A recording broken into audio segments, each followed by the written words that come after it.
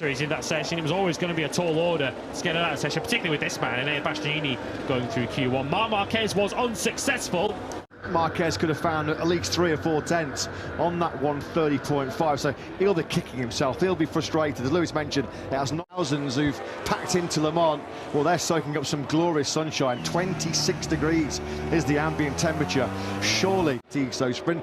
What does the boss think, Paolo Bonora? Will he join Simon? Good afternoon, gentlemen. Yes, good afternoon. It's a hot afternoon, actually. Hottest so far this week. Both rides like that. And the race pace for, in particular, Viñales is good.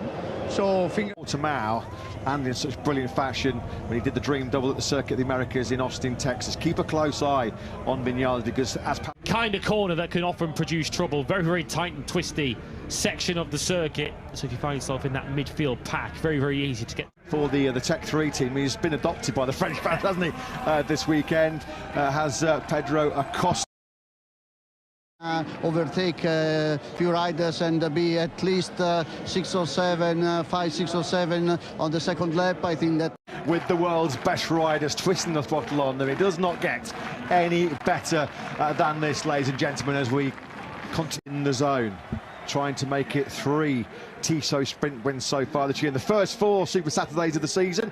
Well, the wins have been split. Jorge Martin on course for that 129.919 that took him to pole position this morning. Let's get some thoughts from his team boss, Gino Borsoi. He's with Simon.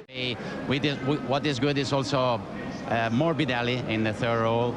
He come back again in a good position. 18-lap Tissot Sprint coming your way. There's his teammate, Frankie Morbidelli, who looks like he is slowly but surely, which is inevitable after he missed the an uphill struggle for Fabio Quartararo in the Tissot Sprint here. 23rd on the grid he started.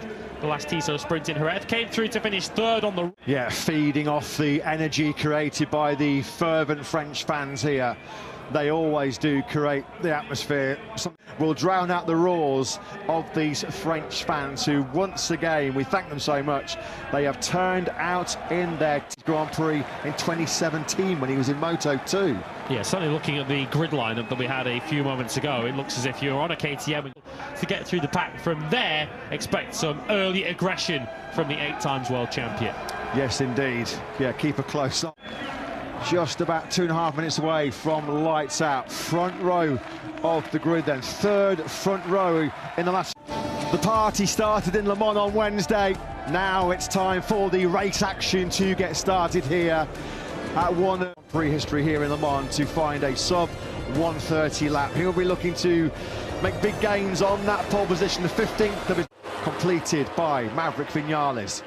Keep an eye as well on the VR46 Racing Team bikes of the Gian Antonio and Bezzecchi on the grid. Not the day that Marquez was hoping, or not the weekend he's been hoping for, having qualified in the front row in the last 2 Grand Prix. Of course, in time in the opening 5 Grand Prix, that the 29-year-old Aussie has found himself starting from 11th place on the grid. He was one of several high-profile. Tissot Sprint is go, it's lights out, and we are racing here in Le Mans. Jorge Martin makes a superb launch from... It's at 5th place, Bagnaia down to 14th. Absolute shocker for Pecco Bagnaia. Miracle territory now for him if he is to... Here he is, he's been overtaken by Joan.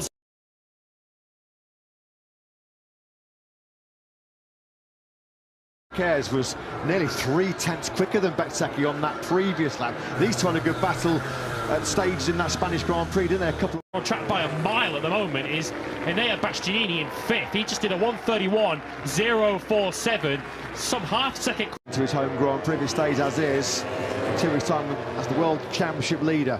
Pedro Acosta now, what can he do as he sets his sights on to under 8 tenths? And pulled back 2 tenths on that last lap. If he can continue to catch at that sort of rate, he'll be with Bezzecchi on the final lap. An extra 2 of the season, a 3rd no score for Bagnaia, of course, after he exited in the Portimao Grand Prix after that collision late on with this man. Bezzecchi blows it, crashing out then of 2nd place, and now then Marquez is up into 2nd. That's going to promote as far into the corner as we saw Bagnaia crash earlier on this morning, but just as costly for last year's French Grand Prix winner out of the sprint. In what will be a 12th Tissot sprint victory for Martin. Marquez is 2 seconds back. He's miles clear of Vinales, 2.5. Qualifying too. He's clearly got the speed and he's showing it now. As it stands, Bastianini would move into second place in the World Championship, even if he finished Of Bastianini, and thankfully for his sake, it was 3/10 faster than his previous lap. So he's just stabilised that gap to 9/10 of a second. Misfortune for him with yellow flags and tech issues in Q2. Yeah, there's a big gap battle going on behind this trio as well. 10th place on the grid, and as Lewis mentioned, a big payday coming here for Bastianini in terms of taking over second place in the World Championship. Of Pecco, we move right onto the tail of Pecco Bagnaia in the World Championship, and that was where he lost all the time. He nearly lost a whole lot more.